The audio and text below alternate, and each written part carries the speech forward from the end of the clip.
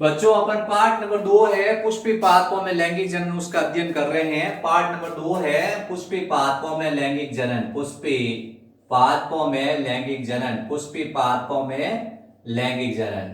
Good morning आप लोग बच्चों, सब कैसे हो? ठीक हो? कैसी चल रही है आप लोगों की स्टडी? बढ़िया चल रही है। तो अपन पार्ट नंबर 2 पढ़ रहे हैं जिसका नाम है पुष्पी पादपों में लैंगिक जनन। चैप्टर नंबर 2 है जिसका नाम है पुष्पी पादपों में लैंगिक जनन। ठीक है, आप लोग अपना सेहत का ध्यान रखें, तबीयत का ध्यान रखें और पढ़ाई करते रहें। थोड़ा बहुत आपको टाइम मिले तो वीडियो देख देख कर आप पढ़ते रहें। अब अपन पढ़ रहे हैं, आज नया टॉपिक स्टार्ट करेंगे, परागकण की संरचना। किसकी संरचना? परागण क्रिया, उसके बारे में अपन पढ़ेंगे। परागण क्या होता है जानते हो बच्चों कुछ? परागण क्या होता है? क्या होता है परागण? इसको कहते हैं पॉलिनेशन। क्या कहते हैं? पॉलिनेशन। पॉलिनेशन मतलब है परागण। क्या है? परागण है, पॉलिनेशन। अपन इस पार्ट के अंदर परागकोश की संरचना है, लघु बीजाणु जनन है, परागकण की संरचना है। ये 3 वीडियो मैंने डाल दिए हैं। परागकोश की संरचना, परागकोश की संरचना, लघु बीजाणु जनन, परागकण की संरचना, ये 3 वीडियो मैंने डाल दिए इससे पहले। आप लोगों को याद हो गए होंगे। परागकोश की संरचना, लघु बीजाणु जनन और परागकण की संरचना। और आज जो अपन क्रिया पढ़ रहे हैं वो है परागण। क्या है? गण। गण, परागण, पॉलिनेशन। तो पॉलिनेशन आपको समझाएंगे। इसके अलावा बीजांड की संरचना भी इस पार्ट के अंदर है। गुरु बीजाणु जनन है और मादा युग्मोद्भिद का विकास है। ये वीडियो भी आपको जल्दी अवेलेबल करा दी जाएंगे। तो आपको क्या करना है, आपको जैसे पूछेंगे पार्ट नंबर 3 है पुष्पी पादपों में लैंगिक जनन, उसमें अपन एक टॉपिक पढ़ेंगे जिसका नाम है परागण। क्या है? परागण। अब परागण आप लोगों को मैं बताता हूं क्या है। परागण के बारे में आपको थोड़ा बहुत आइडिया होगा। कुछ आइडिया है बच्चों परागण क्या होता है? मैं आपको समझाता हूं कैसे क्या है। ये पुष्प है। क्या है? ये पुष्प है। ये पुष्प है। इस पुष्प में ये पुंकेसर है। क्या है? पुंकेसर है। और ये पुष्प है, इसमें वर्तिकाग्र है। क्या है? वर्तिकाग्र है। ठीक है, ये पुष्प पहले की पुष्प है। इस पुष्प का ये पुंकेसर है। पुंकेसर में क्या होता? परागकोश। क्या होते हैं? परागकोश होते हैं। पुंकेसर होते हैं। पुंकेसर का भाग है परागकोश। याद आ रहा है कुछ? पुंकेसर के अंदर परागकोश है। परागकोश के अंदर भरे हुए परागकण। क्या भरे हुए हैं? परागकण भरे हुए। ऐसे परागकुटी में परागकण भरे हुए। परागकुटी में क्या भरे हुए? परागकण भरे हुए। परागकुटी में क्या भरे हुए? परागकण भरे हुए हैं। परागकण क्या भरे हुए हैं? परागकण। ये है कण। और अपन जो क्रिया पढ़ रहे हैं वो है गण। क्या है? गण।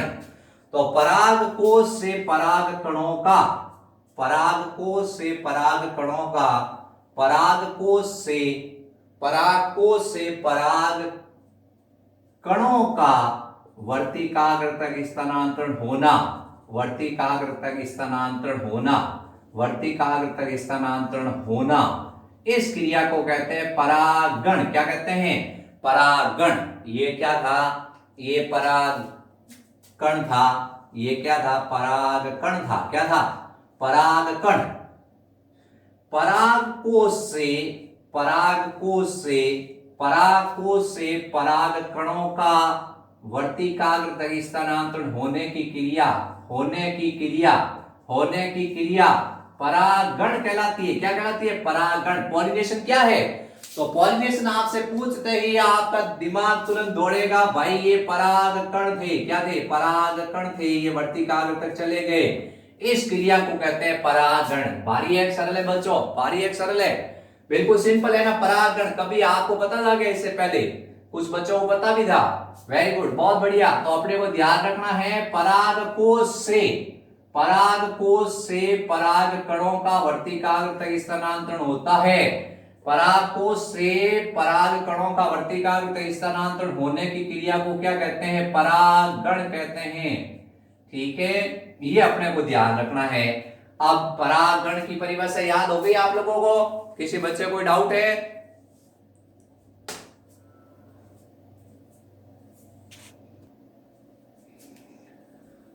तो परागण है उसको अपन स्टडी कर रहे हैं। आज अपना नया टॉपिक है जिसका नाम है परागण। क्या है? पुष्पी पादपों में लैंगिक जनन। अपन चैप्टर नंबर 2 पढ़ रहे हैं बच्चों। आप लोग अपनी स्टडी बनाए रखो, कंटिन्यूस बनाए रखो। आपकी जब तक ये कोरोना खत्म नहीं होता तब तक ऑनलाइन क्लास नहीं हो रही है, ऑफलाइन क्लास नहीं हो रही है। आप ऑनलाइन क्लास में आनंद लो और आप इसको याद करो ताकि स्कूल खुलते ही आपको महसूस होगे वास्तव के अंदर हमें तो याद है परागण क्या है। परागण आप सबसे आगे जाने चाहिए, परागण क्या है। तो अपन सबसे पहले इसकी परिभाषा अपन ने पढ़ी पुष्पी पादपों में, किसमें, पुष्पी पादपों में, पुष्पी पादपों में पराग कणों का वर्तिकाग्र तक स्थानांतरण होना, वर्तिकाग्र तक स्थानांतरण होना, वर्तिकाग्र तक स्थानांतरण होने की क्रिया, स्थानांतरण होने की क्रिया, होने की क्रिया परागण कहलाती है। पूछा जाएगा परागण, परागण क्या है। तो पुष्पी पादपों में पराग कणों का, ये शब्द ध्यान रखना, पराग कणों का वर्तिकाग्र तक स्थानांतरण होने की क्रिया परागण कहलाती है। अब अपन कहते हैं परागण कितने तरह का होता है, दो तरह का होता है। एक का नाम होता है स्वपरागण और एक का नाम होता है परपरागण। ठीक है, अब मैं आप लोगों से एक क्रिया पूछूंगा, एक चित्र बनाऊंगा, आप लोगों को बताना है कि सर परागण हुआ है कि नहीं हुआ है। ये मैंने क्या, ये पुष्प लिया और ये मैंने दूसरा पुष्प लिया, ये पुंकेसर है, इसके परागकण है, ये पुंकेसर है। अब यहां से ये परागकण उड़ा उड़ा उड़ा उड़ा, ये परागकण उड़ रहा है, ये उड़ रहा है परागकण, ये परागकण उड़ रहा और यह जमीन पे गिर गया। क्या ये क्रिया परागण हुई है बच्चों, हुई है परागण क्रिया, बताओ। या वर्तिकाग्र तक आया क्या ये, तो ये परागण क्रिया नहीं हुई है। परागण का मतलब है पुष्पी पादपों में परागकणों का वर्तिकाग्र तक स्थानांतरण होने की क्रिया को क्या कहते हैं, परागण कहते हैं। एक और डायग्राम बनाता हूं मैं, आप इस बार बताना परागण हुआ कि नहीं हुआ है। ये परागकोश है, इसे पुंके से उड़ा उड़ा और ये वर्तिकाग्र पर आके बैठ गया। बताओ परागण हुआ है नहीं हुआ है, हुआ है। तो अपने को ये ध्यान रखना है, परागण का मतलब है ये क्रिया है, क्या है। आप लोग कहते हो मैं घर चला गया, मैं यहाँ खेलने चला गया, तो वो आपकी दैनिक जीवन की क्रिया है। वैसे ही परागण पुष्पों में एक क्रिया है जो जनन के लिए चाहिए, किसके लिए चाहिए, जनन के लिए आवश्यक होती है। तो पुष्पी पादपों में परागकणों का वर्तिकाग्र तक स्थानांतरण होना परागण कहलाता है। अब आता है सवाल, परागण कितने तरह का होता है। एक का नाम होता है स्वपरागण और एक का नाम होता है परपरागण। स्वपरागण का मतलब है एक पुष्प के परागकणों का उसी पुष्प की वर्तिकाग्र तक स्थानांतरण होना। एक पुष्प के परागकणों का, एक पुष्प है, एक पुष्प के परागकणों का, एक पुष्प के परागकणों का उसी पुष्प की वर्तिकाग्र तक स्थानांतरण होना, उसी पुष्प की वर्तिकाग्र तक स्थानांतरित होना क्या कहलाता है, स्वपरागण। और परपरागण थोड़ा भिन्न है। एक पौधे के परागकणों का, एक पौधे के परागकणों का दूसरे पौधे उसी जाति के, एक बीच में लाइन आएगी, उसी जाति के दूसरे पौधे के वर्तिकाग्र तक स्थानांतरण होना, वर्तिकाग्र तक स्थानांतरण होना क्या कहलाता है, परपरागण। तो परपरागण क्या है, परपरागण आप समझ गए। मैं एक डायग्राम बना रहा हूं, आप मुझे बताना सर ये स्वपरागण हुआ परपरागण। एक पौधा ये है पपीते का और एक पौधा ये है पपीते का, इसमें ये पुंकेसर है और इसमें ये वर्तिकाग्र है। ये मेरे घर के पास लगा हुआ है, ये आपके घर के पास लगा हुआ है। अब आपका घर कहाँ है, मेरा घर कहाँ है, ये अपने को डिस्कस नहीं करना, अपने को बताना है ये अलग अलग पौधे हैं लेकिन जाति क्या है, एक है। एक पुष्प के परागकण दूसरे पौधे के पुष्प के वर्तिकाग्र तक स्थानांतरित हुए हैं। बताओ स्वपरागण हुआ है परपरागण हुआ है, बताओ बच्चों क्या हुआ है, स्वपरागण हुआ है परपरागण हुआ है। वेरी गुड, बहुत बढ़िया, आप लोगों ने बताया है सर ये परपरागण हुआ है। आप लोगों का दिमाग बिल्कुल सही चला है, क्योंकि मैंने कहा एक पौधे के परागकणों का उसी जाति के दूसरे पौधे के वर्तिकाग्र तक स्थानांतरण होना परपरागण कहलाता है। अब स्वपरागण है, उस स्वपरागण के बाद आपको एक डायग्राम और बताते हैं। आपको बताना ये पौधा है, इस पौधे के ये पुष्प की वर्तिकाग्र, ये पुंकेसर है और ये वर्तिकाग्र है। यहां से परागकण उड़े और इसी पुष्प की वर्तिकाग्र तक आ गए। बताओ ये क्या है, स्वपरागण है परपरागण है, बताओ। तो ये आपको बताना है स्वपरागण है, ठीक है। समझ गए बात को।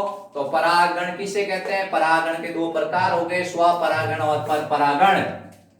अब क्या है, समस्या जिंदगी में आती रहती है और अपन समस्याओं से खेलने वाले खिलाड़ी हैं। तो अपन क्या करते हैं, समस्या एक अपने सामने आ गई उसको सॉल्व करने की कोशिश करते हैं, ठीक है। थोड़ा कंफ्यूजन हर जगह रखते हैं, क्या है कि कंफ्यूजन बिना क्या है जिंदगी तेजी हो जाती है। फिर अपन एक क्या इसमें एक परिभाषा और आएगी बीच में। तो पूछा गया आपसे कि भाई पर परागण कितने तरह का, आपने आंसर दे दिया स्वपरागण और परपरागण, सेल्फ पॉलिनेशन और क्रॉस पॉलिनेशन, ठीक है। स्वपरागण और परपरागण दे दिया आपने, एक दे दिया आपने स्वपरागण, एक दे दिया परपरागण। अब क्या हुआ कि एक कंडीशन और उत्पन्न हो गई है। ये एक पौधा है, इस पौधे की एक शाखा ये है, इस पे पुष्प लगा हुआ है। अपन क्या करते हैं, थोड़ा यूं टिपिकल डायग्राम बनाते हैं। आप कहोगे सर ये क्या डायग्राम बनाए आप, एक पौधा इसकी एक शाखा है, इस पे पुष्प लगा हुआ है, इसी पौधे की एक शाखा और इस पे एक पुष्प और लगा हुआ है, ठीक है, ध्यान से सुनना। अब यहाँ के इस शाखा के पुष्प के परागकण हैं और यहाँ पे ये वर्तिकाग्र और पुंकेसर दोनों हैं, यहाँ पे भी ये वर्तिकाग्र और पुंकेसर दोनों हैं। यहां से ये परागकण उड़ा और इस शाखा पे आके बैठ गया, वर्तिकाग्र है उसके ऊपर, तो इस पुष्प के पास आ गया। लेकिन पौधा क्या है, एक ही है, क्या है, एक ही पौधा है। एक ही पौधे की शाखाएं क्या है, भिन्न है, भिन्न शाखाएं हैं, क्या है, शाखाएं भिन्न है। एक ही पौधा है, शाखाएं भिन्न है, लेकिन विशेषता क्या है, एक ही पौधे की भिन्न भिन्न शाखाओं पर लगे पुष्पों के परागकण है वो वर्तिकाग्र तक स्थानांतरित होते हैं। इसको भी क्या कहते हैं, स्वपरागण के नाम से जानते हैं। तो अपन ने क्या कर दिया है, स्वपरागण अगर इस तरह से पूछे आपको तो आपको पौधा एक ही ध्यान रखना है, पौधा एक ही होगा, उसमें चाहे मतलब उसी पुष्प होगा, चाहे उसी पुष्प वर्ड आ जाए या मान लो शाखा भिन्न ले ले, तो भी आपको स्वपरागण पे कंसंट्रेट करना है। अब स्वपरागण दो प्रकार का, कितने प्रकार का, दो प्रकार का स्वपरागण होता है। एक का नाम होता है स्वयुग्मन, स्वयुग्मन, एक होता है स्वयुग्मन और एक होता है सजातीय पुष्पन, सजातीय पुष्पन, ठीक है। तो एक हो गया स्वयुग्मन और एक हो गया सजातीय पुष्पन, यानी एक को कहते हैं ऑटोगेमी, ऑटोगेमी, और इसको कहते हैं गैटनोगेमी, गैटनोगेमी। अब इसकी दोनों की मैं आपको परिभाषा बताता हूं। एक पुष्प के परागकण उसी पुष्प की वर्तिकाग्र तक स्थानांतरित होते हैं, एक पुष्प के परागकण उसी पुष्प की वर्तिकाग्र तक स्थानांतरित होते हैं, तो उसको कहते हैं स्वयुग्मन। क्या कहते हैं, एक पुष्प के परागकण, एक पुष्प के परागकण, एक पुष्प के परागकण, एक पुष्प के परागकण उसी पुष्प की वर्तिकाग्र तक स्थानांतरित होते हैं, उसी पुष्प की वर्तिकाग्र तक स्थानांतरित होते हैं, उसी पुष्प की वर्तिकाग्र तक स्थानांतरित होते हैं, तो उसको क्या कहते हैं, उसको कहते हैं स्वयुग्मन। क्या कहते हैं। अब सजातीय पुष्पन गैटनोगेमी क्या है, एक शाखा है, इस पे पुष्प लगा हुआ है, एक शाखा पे पुष्प लगा हुआ है और दूसरी शाखा पे पुष्प लगा हुआ है, एक शाखा के पुष्प के परागकण दूसरी शाखा पे पुष्प लगा उसकी वर्तिकाग्र तक आते हैं, इसको क्या कहते हैं, सजातीय पुष्पन। यानी एक पौधे के पुष्प के परागकण, एक पौधे के पुष्प के परागकण उसी पौधे के अन्य शाखा पर लगे पुष्प की वर्तिकाग्र तक स्थानांतरित होते हैं, तो उसको क्या कहते हैं, सजातीय पुष्पन। क्लियर हो गया। तो स्वपरागण के दो प्रकार हो गए, पर परागण का कोई प्रकार नहीं है, पर परागण के कोई प्रकार नहीं है, पर परागण क्रॉस पॉलिनेशन है। क्या है, क्रॉस पॉलिनेशन है, और इसको कहते हैं सेल्फ पॉलिनेशन। क्या कहते हैं, सेल्फ पॉलिनेशन। समझ गए बच्चों। एक पुष्प के परागकण उसी पौधे की शाखा है, उसी पौधे की किसी शाखा पे पहुंचेंगे तब उसका नाम हो जाएगा सजातीय पुष्पन, और उसी पुष्प में पहुंच गए तब उसका नाम हो जाएगा स्वयुग्मन। ऑटोगैमी और सजातीय पुष्पन याद होना चाहिए बच्चों। समझ में आ गया? आपकी मुस्कुराहट कह रही है कि आपको समझ में आ गया है।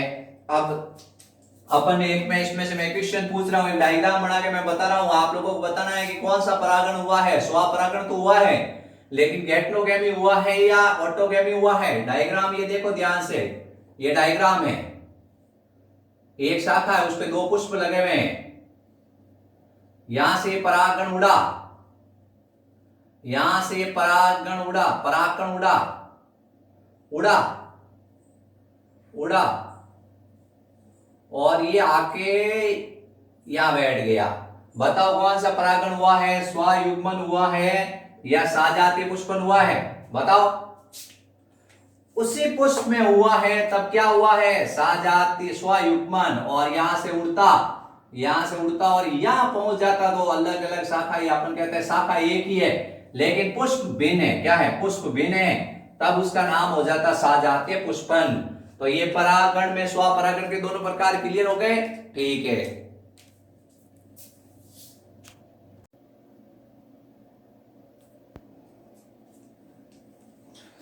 बच्चों अपन पढ़ रहे हैं परागण। परागण में अपन स्वपरागण और परपरागण की परिभाषा पढ़ ली अपन ने। अब स्वपरागण के अनुकूलन पढ़ते हैं कि भाई स्वपरागण के क्या क्या अनुकूलन होते हैं। स्वपरागण के अनुकूलन, स्वपरागण के अनुकूलन, स्वपरागण के अनुकूलन। अनुकूलन का मतलब कि स्वपरागण को कौन सी क्रियाएं बढ़ाती हैं। अब मैं कहता हूं कि अनुकूलन है, इसका मतलब क्या है कि अभी मेरे सब चीजें हैं वो लायक है। अनुकूलन जैसे ऊंट के अनुकूलन क्या है? उसको मरुस्थल में रहने योग्य बनाते हैं। मछली के अनुकूलन क्या है? उसको पानी में रहने योग्य बनाते हैं। तो स्वपरागण क्रिया को बढ़ाने के लिए क्या होते हैं? स्वपरागण के अनुकूलन पाए जाते हैं। तो अपन पढ़ेंगे अनुकूलन। तो तीन अनुकूलन है अपने कोर्स में। सबसे पहले है उभयलिंगी। सबसे पहले क्या है? उभयलिंगी पुष्प। पुष्प का उभयलिंगी होना चाहिए, बाइसेक्सुअल होना चाहिए फ्लावर। कैसा फ्लावर होना चाहिए? बाइसेक्सुअल, उभयलिंगी पुष्प होना चाहिए। दूसरा है समकाल पक्वता। समकाल पक्वता, समकाल पक्वता, होमोगैमी। और तीसरा सबसे इंपॉर्टेंट अनुन्मूल्यता, अनुन्मूल्यता। ये अपने को ध्यान रखना है, इसको कहते हैं क्लिस्टोगैमी। क्या कहते हैं? Cleistogamy, cleistogamy. ठीक है। तो अपन ने कहा सबसे पहले तो है उभयलिंगी पुष्प का क्या होना? उभयलिंगी होना। अब बताओ बच्चों, उभयलिंगी पुष्प किसे कहते हैं? पता है आप लोगों को? उभयलिंगी पुष्प, उभयलिंगी पुष्प, आप एक लिंगी हो, उभयलिंगी हो, द्विलिंगी हो, तो आपको ये पता होना चाहिए एक लिंगी क्या होते हैं, उभयलिंगी क्या होते हैं। ठीक है। तो उभयलिंगी का मतलब ऐसा पुष्प जिसमें पुंमग और जायांग दोनों उपस्थित होते हैं। ऐसा पुष्प जिसमें पुंमग और जायांग दोनों उपस्थित होते हैं उसको कहते हैं उभयलिंगी। यानी नर भाग भी हो और मादा भाग भी हो, उसको क्या कहते हैं? उभयलिंगी। ऐसा पुष्प, ऐसा पुष्प जिसमें पुंमग और जायांग दोनों वर्दी चक्र हो। ऐसा पुष्प जिसमें पुंमग और जायांग, ऐसा पुष्प जिसमें पुंमग और जायांग दोनों वर्दी चक्र हो। ऐसा पुष्प जिसमें पुंमग और जायांग, पुंमग और जायांग दोनों वर्दी चक्र उपस्थित हो, दोनों वर्दी चक्र उपस्थित हो, उसको क्या कहते हैं? उसको कहते हैं उभयलिंगी पुष्प। अब बताओ कि ये स्वपरागण का अनुकूलन है नहीं है? तो आराम से इस पुष्प के परागकण इसी पुष्प की वर्तिकाल तक चले जाएंगे। स्वपरागण बढ़ेगा घटेगा? बढ़ेगा। क्या होगा? बढ़ेगा। तो स्वपरागण का सबसे पहला अनुकूलन है उभयलिंगी पुष्प का होना। अगर पुष्प में पुंमग भी उपस्थित है और जायांग दोनों वर्दी चक्र उपस्थित है, इसका मतलब उसमें स्वपरागण क्रिया क्या होगी? बढ़ेगी। स्वपरागण क्रिया क्या हो जाएगी? उसमें बढ़ जाएगी। तो उभयलिंगी पुष्प का मतलब ऐसे पुष्प जिसमें पुंमग और जायांग दोनों वर्दी चक्र उपस्थित हो। याद हो गई बच्चों परिभाषा? अब बताओ, मैं आप लोगों को पूछ रहा हूं, एक पौधा है, उस पौधे में ये पुंमग भी है लेकिन जायांग नहीं है, यानी ये स्त्री केसरी अंडप नहीं है।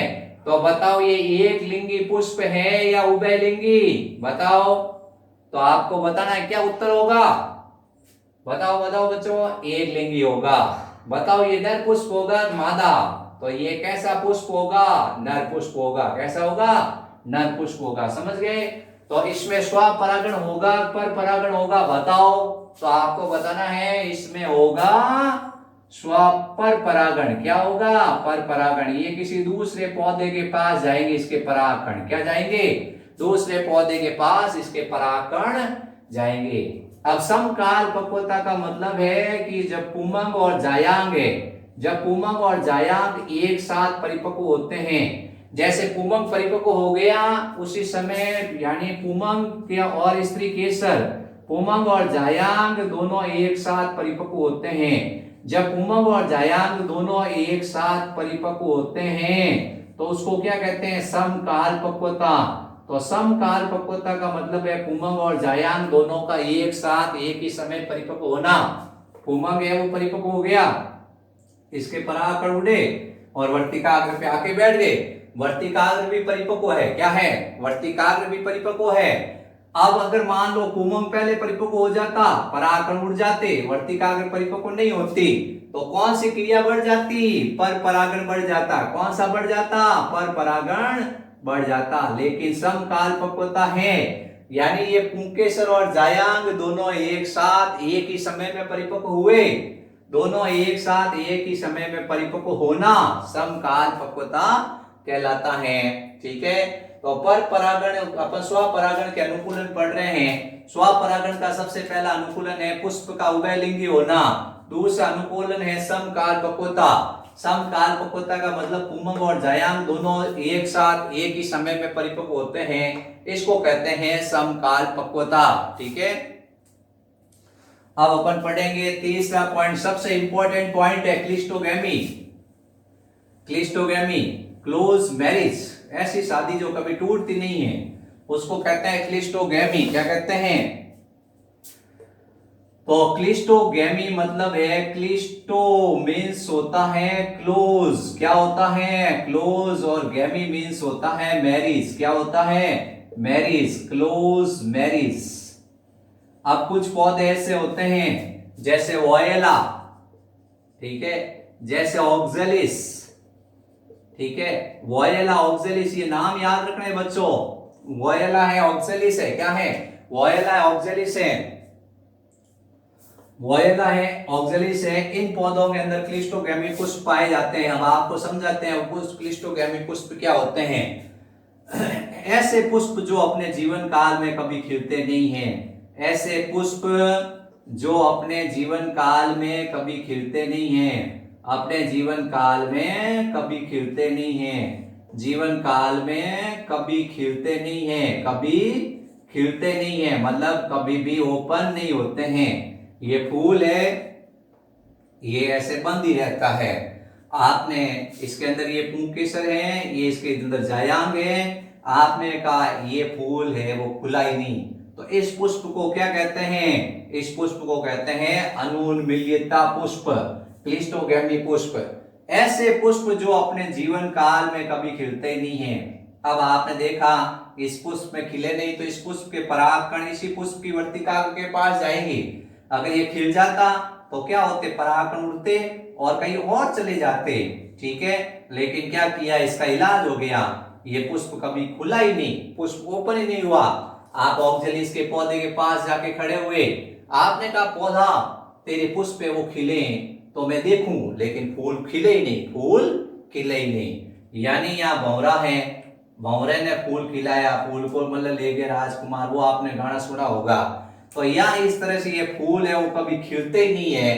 अब खिलते नहीं ऐसे फूलों को कहते हैं क्लिस्टोगैमी फ्लावर्स। ऐसे पुष्प जो अपने जीवन काल में कभी खिलते नहीं है उनको कहते हैं क्लिस्टोगैमी।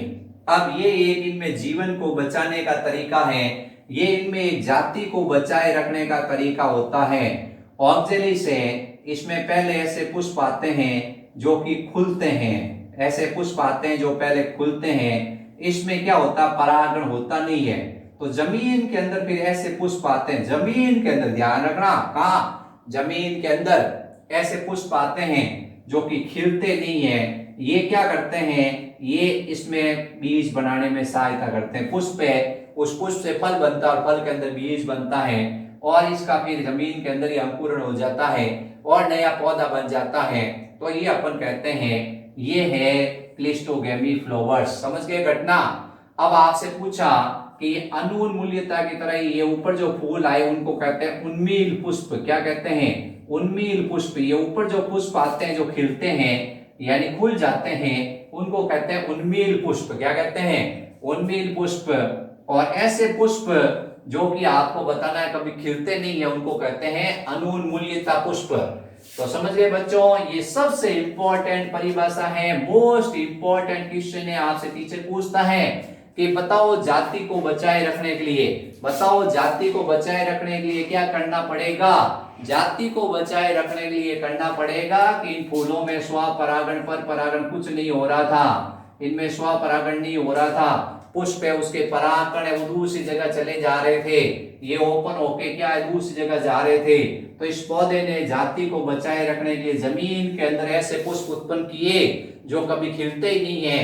तो इसको अपन कहते हैं क्लिस्टोगेमी फ्लावर्स। क्लिस्टोगेमी फ्लावर्स के अंदर है क्लोज मैरिज, यानी कि ये कभी तलाक होगा नहीं इनका। आजकल तो शादियों में बहुत ज्यादा तलाक हो जाते हैं, पता नहीं क्या खटपट होती है, लेकिन इनमें खटपट की संभावना खत्म कर दी है। इसमें पुष्प है उसको बंद कर दिया है। ठीक है,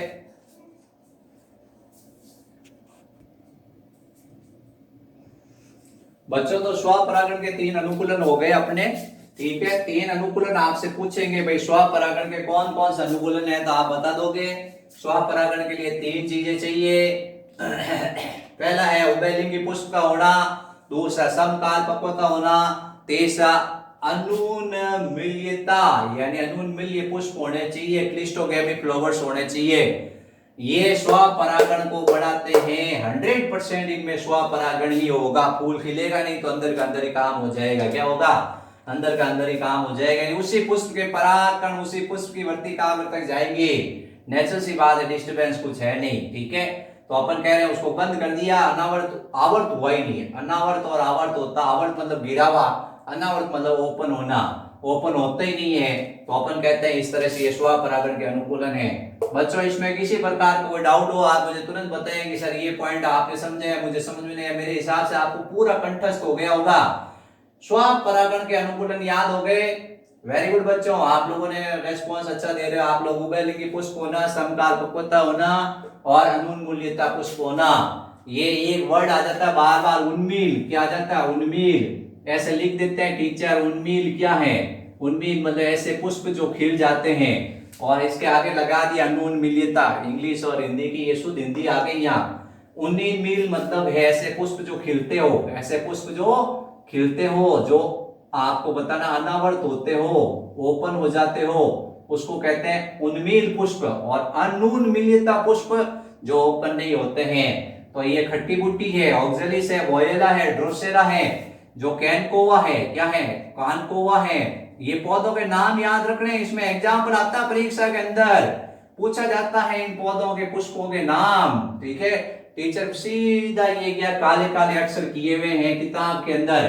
तो टीचर ढूंढता है कि यार ये बच्चे को मैं डेफिनेशन पूछ लूं कि या अनुन्मील्यता याद है। तो बच्चा तो क्या है कि मेरा पढ़ाया हुआ इंटेलिजेंट तो होगा ही, तुरंत उत्तर देता है हाँ सर। ऐसे पुष्प जो अपने जीवन काल में कभी खिलते ही नहीं है। आपने फूल ले जाके दिया किसी, मतलब फूल देखा, आपने देखा तो आपने देखा वो खिला ही नहीं, खिला ही नहीं। आप इंतजार कर रहे थे कि फूल खिलेगा तो मैं दूंगा, लेकिन फूल खिला ही नहीं। तो ऐसे पुष्प के चक्कर में कभी मत पड़ना जो कभी खिलते नहीं है। तो उसको कहते हैं अनुन्मील्यता पुष्प। क्या कहते हैं? पुष्प खिलते नहीं है तो ऐसे पुष्प को कहते हैं अनुन्मील्यता पुष्प।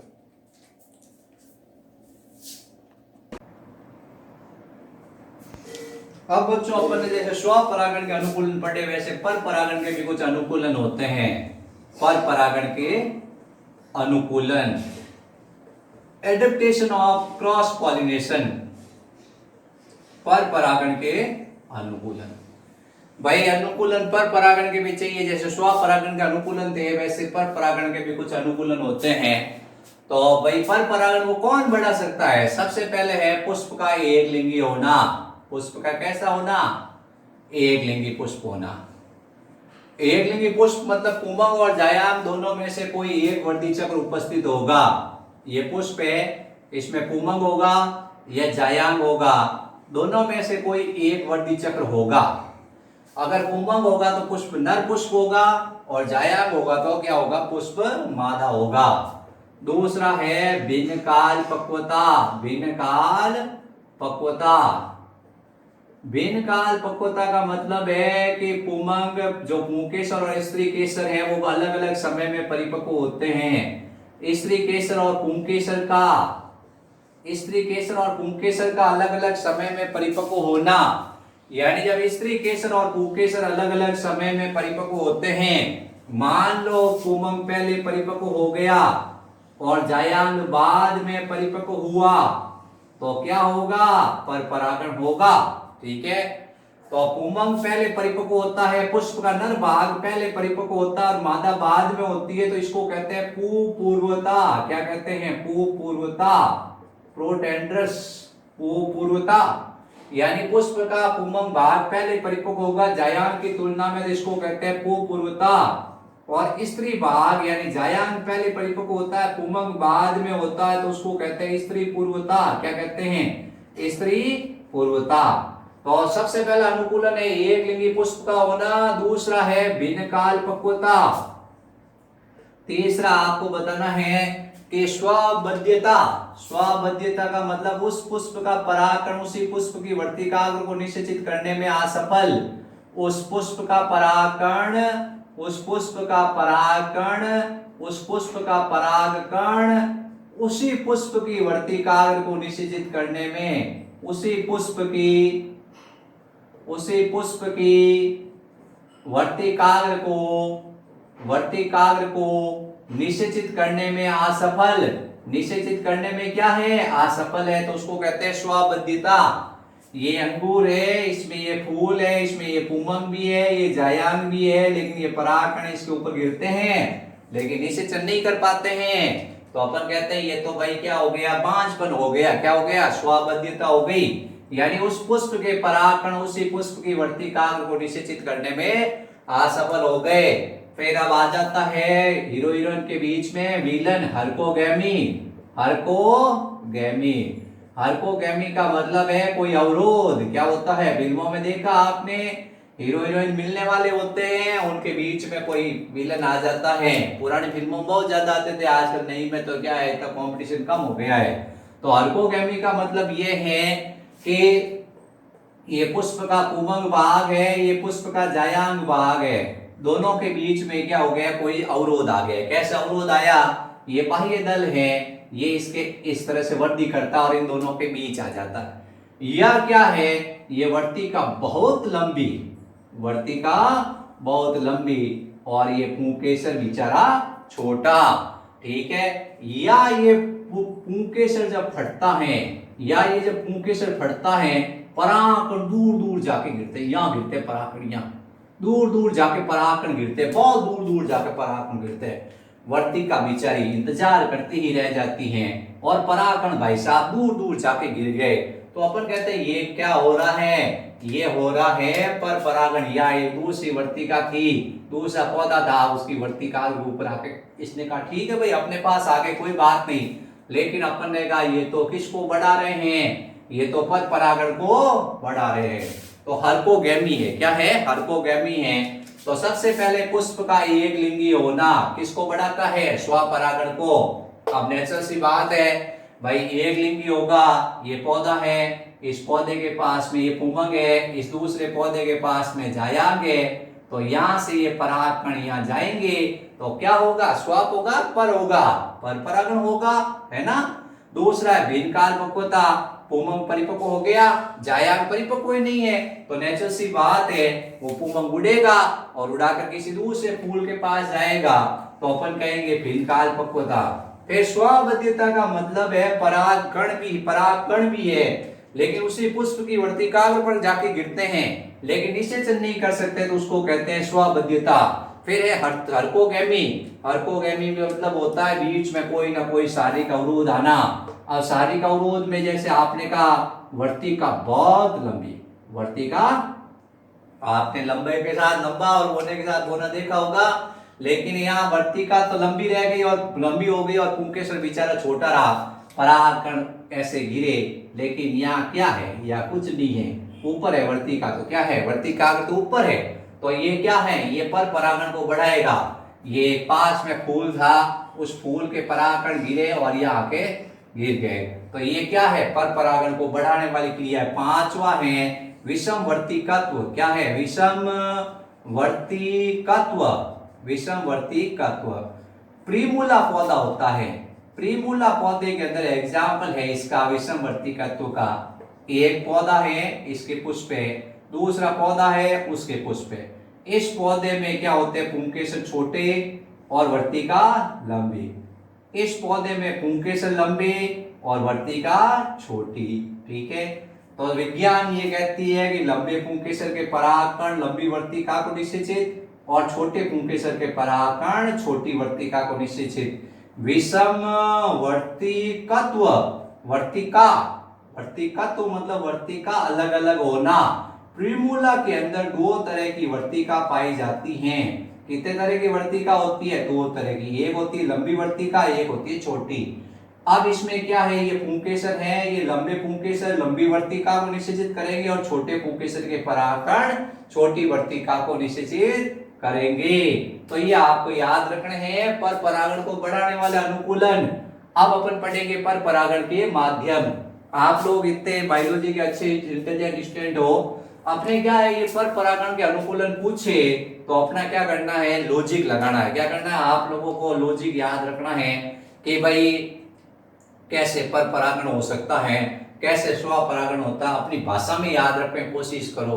आप इनको रटो मत। आपसे पूछा कि भाई एक लिंगी पुष्प है तो स्व परागण होगा, पर परागण होगा, तो नेचुरल सी बात है, एक लिंगी है, इसका मतलब उसको दूसरे के पास जाना पड़ेगा, तो क्या होगा, स्व परागण तो निसरा, पर परागण होगा।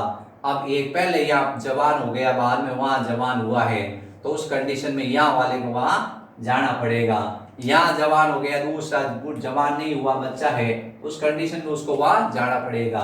तो ये भी क्या है, भिन्न काल पक्वता है। इसमें पुपूर्वता स्त्री पूर्वता की परिभाषा आपको बिल्कुल आसानी से इसी शब्द के अंदर परिभाषा है। पुपूर्वता मतलब पुष्प का पुंमंग भाग पहले परिपक्व होना। स्त्री पूर्वता, बच्चों से पूछा जाता है स्त्री पूर्वता पुपूर्वता, बच्चे यूं उतार के बैठ जाते हैं कि अरे सर क्या बताए, पुपूर्वता क्या होती है, क्या होती है। अरे भाई आपको सर ने पूछा है पुपूर्वता, तो आप डरते क्यों हो, आपने सर को बताना है कि पू मतलब है पुमंग और पूर्वता मतलब होता है पहले परिपक्व होना, पहले परिपक्व होना। सर पूछे किससे, तो अपन कहेंगे जायांग से, यानी स्त्री केसर से। ठीक है, स्त्री पूर्वता, तो स्त्री पूर्वता का मतलब है स्त्री भाग पहले परिपक्व होना। किससे, स्त्री भाग कौन सा है, जायांग, किससे पहले परिपक्व, पुमंग से। ये अपने को ध्यान रखना है। अपन क्या करते हैं, कई बार सोचते हैं यार ये भारी है, भारी भारी कुछ नहीं होता है। आप लोगों को याद करने की मतलब मन होना चाहिए। वैसे आप लोगों को सबकी मुझे नियत एकदम साफ लगती है, पढ़ाई वाले बच्चे लगते हो। तो ये स्वबद्धता है, फिर हर्कोगैमी है। स्वबद्धता का मतलब उस पुष्प के परागकण उसी पुष्प की वर्तिकाल को निषेचित करने में असफल हो गए। हर्कोगैमी में मैंने आपको बता दिया है। फिर उसके बाद विषम वर्तिका तो भी एक्सप्लेन कर दिया है। तो ये पर परागण के अनुकूलन हो गए। ठीक है बच्चों।